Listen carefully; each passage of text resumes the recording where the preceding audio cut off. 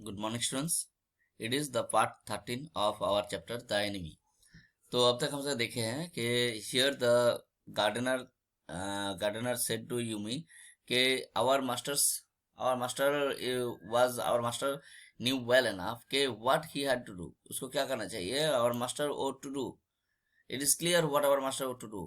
The old gardener said one morning. उसके बाद क्या होता है कि उसके बारे में कुछ बताया गया गार्डनर के बारे में कि he had been a specialist to in moss for Shadow's father. He had वो क्या किए थे ना, एक बहुत ही फाइनेस्ट गार्डन बनाए थे, मॉस गार्डन बनाए थे. कहाँ पे ना, इन जापान में, जिसमें sweeping the bright green carpet constantly so that not a leaf और pine needle MARD the velvet. मार्ड मतलब है यहाँ पे मान के चलो उसकी जो सुंदरता है वो नष्ट कर दे, इस तरह का. ठीक है, उसकी जो वेलवेट वेलवेट जो ये है, मतलब जिसे इस तरह से मान के चलो, इस तरह से इसको वेलवेट की तरह एकदम मखमल की तरह इसको काट के एकदम ट्रिम करके रखते थे. मतलब एक भी ऊंचा नीचा नहीं होगा, एकदम पूरे लेवल लेयर में होगा. ठीक है, तो बहुत ही सुंदर सा बनाए थे. तो पिंचिंग एंड बार्ड वो क्या कर रहे थे, my old master son knows very well what he ought to do. मेरे पुराने मास्टर के जो बेटे को अच्छी तरह से पता है उसे क्या करना चाहिए.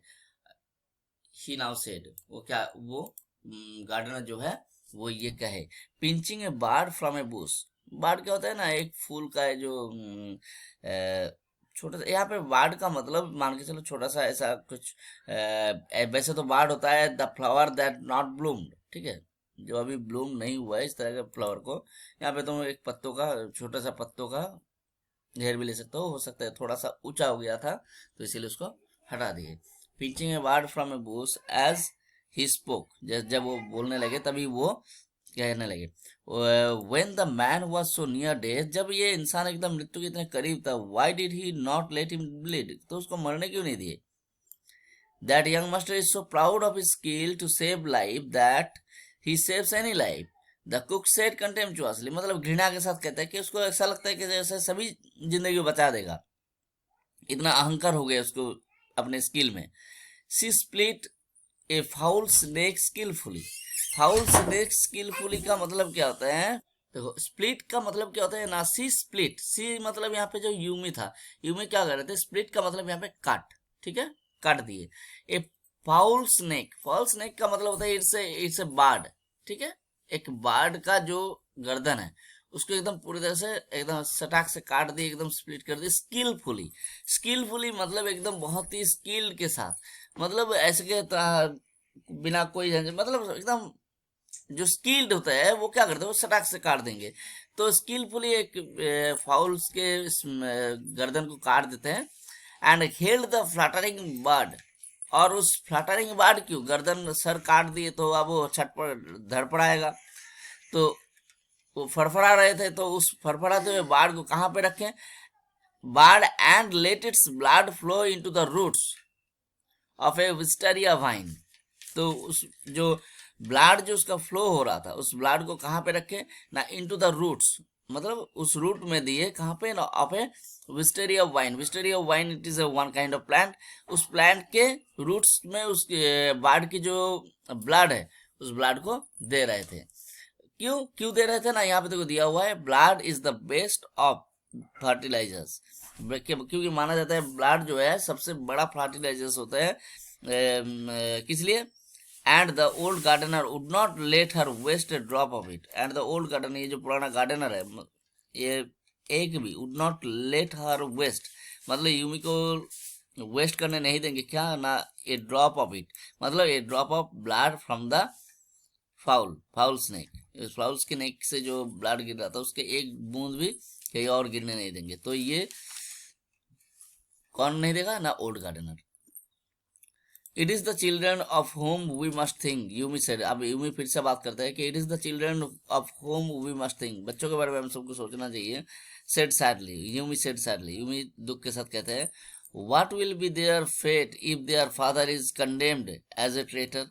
तो उन सब का किस्मत में क्या होगा, उन बच्चों की किस्मत में क्या होगा, what will be their fate, मतलब उन बच्चों की, दो बच्चे जो है उनकी किस्मत में क्या होगा, if their father is condemned as a traitor, अगर उसके पिताजी को एज ए ट्रेटर के तौर पे, मतलब देशद्रोही के तौर पे एक अरेस्ट हो जाए.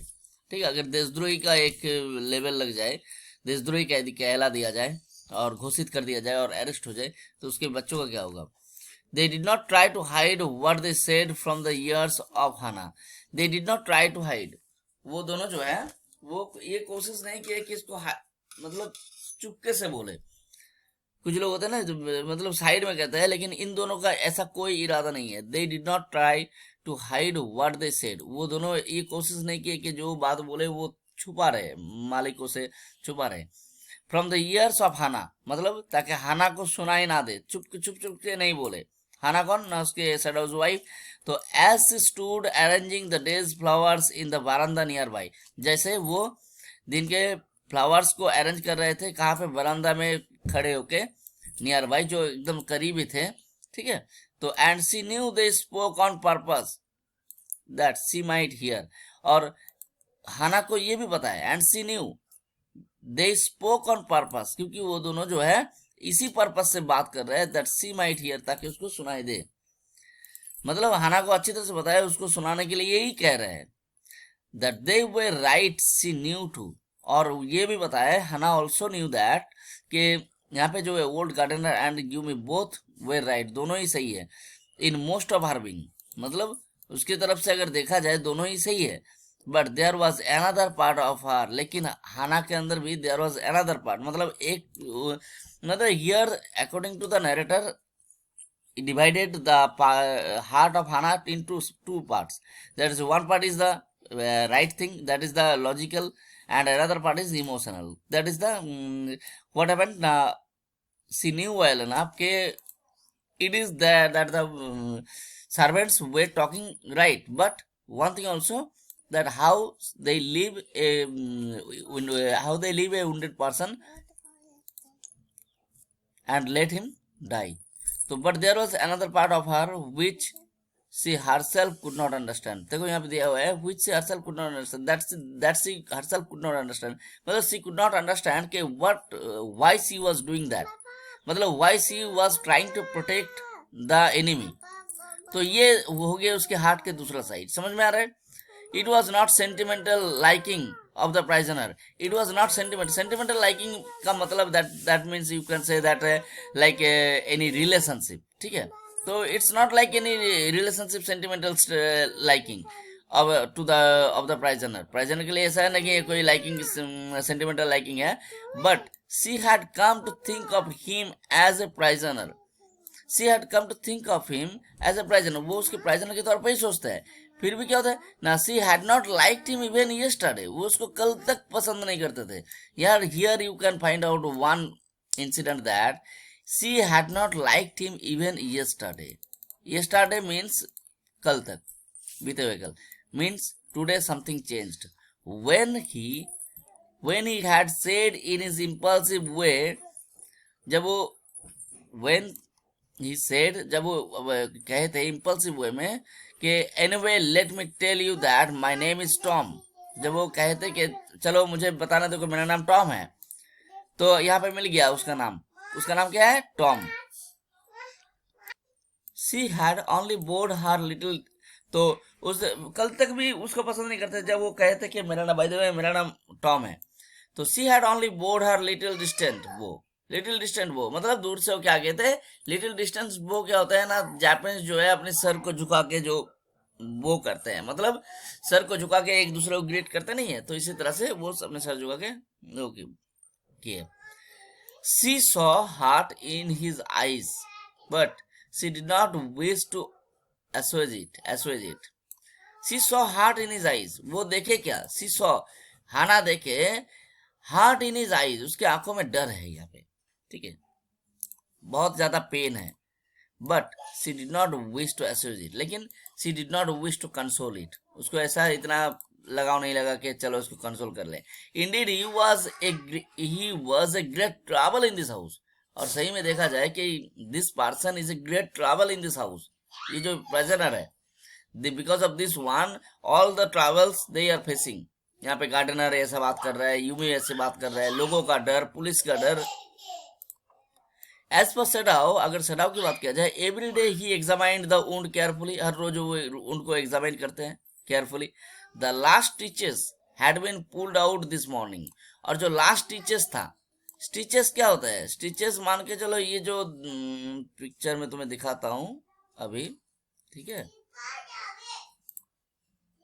तो स्टिचेस क्या होता है ना, ये देखो यहाँ पे बहुत सारे ये जो सिलाई किए गए हैं, इसकी ऊन को सिलाई किए गए, तो बहुत सारे स्टिचेस इधर से मतलब जैसे सिलाई की जाता है उसी तरह से सिलाई की जाता है।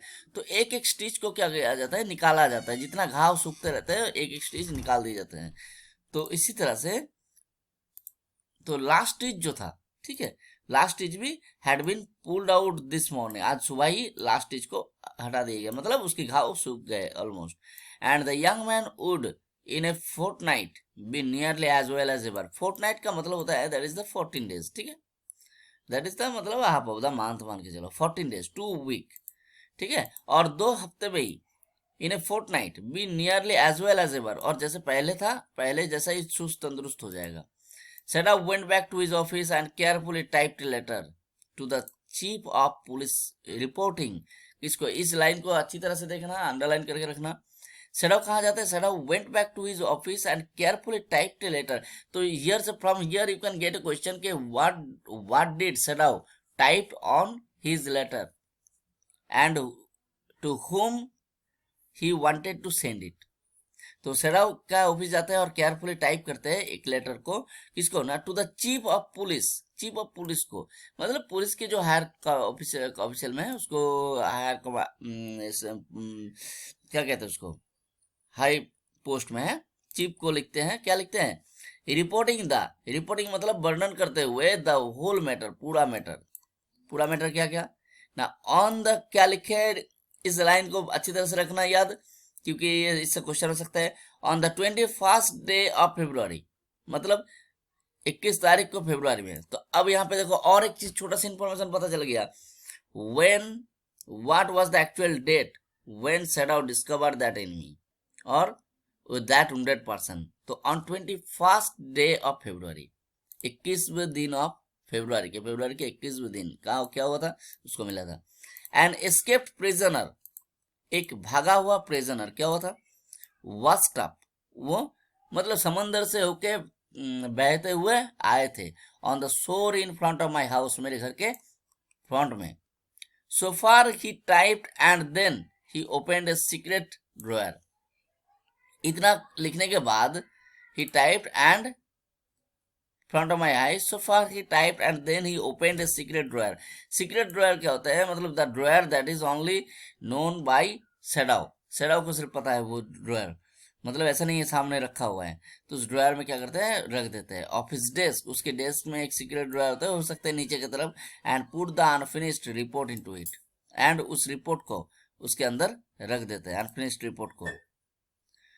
On the 7th day after that, और 7वां दिन में, 7th डे आफ्टर दैट, ये यहाँ पे तुम्हें एक चीज याद रखना है, ऑन देखो इस लाइन से क्वेश्चन हो सकते हैं, on the 7th day after that मतलब आफ्टर विच, आफ्टर व्हाट ना, after writing the letter, after writing the letter and keeping it into the drawer, किसके लिए ना, for the chief of the police, ठीक है।